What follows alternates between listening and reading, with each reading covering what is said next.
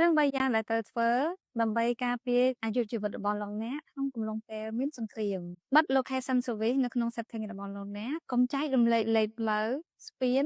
ឬអគារខ្ពស់ៗមុននឹងផ្ញើរូបទៅនរណាម្នាក់ត្រូវប្រាកដថាអ្នកបានបិទ location service នៅក្នុងទូរស័ព្ទរួចហើយសត្រូវអាចតាមដានអ្នកតាមរយៈរូបភាពរបស់លោកអ្នកសូមសាកថ្មទូរស័ព្ទរបស់លោកអ្នកឲ្យពេញជាពិសេសសាកនៅពេលដែលមានអគ្គិសនីនៅពេលថ្ងៃព្រោះការពេលនៅពេលយប់មានការដាច់ចរន្តអគ្គិសនីត្រូវមាន power bank ដែលសាកថ្មពេញត្រៀមក្នុងករណីដែលទូរស័ព្ទរបស់លោកអ្នកអស់ថ្មយើងអាចសាកបញ្ចូលបានព្រោះយើងត្រូវការទូរស័ព្ទដើម្បីទំនាក់ទំនងទៅក្រុមគ្រួសាររបស់លោកអ្នកនៅពេលសង្គ្រោះបន្ទាន់ប្រើសម្រាប់មើលទីតាំងផ្លូវតាមរយៈ GPS ក៏ដូចជាប្រើសម្រាប់បំភ្លឺផ្លូវឬបំភ្លឺភ្លើងប្រើប្រាស់នៅពេលយប់ត្រៀមកាបូបសង្គ្រោះបន្ទាន់ដើម្បីប្រើប្រាស់ភ្លាមៗក្នុងរយៈពេលតិចជាង30វិនាទីនៅក្នុងកាបូបគួរតែមាន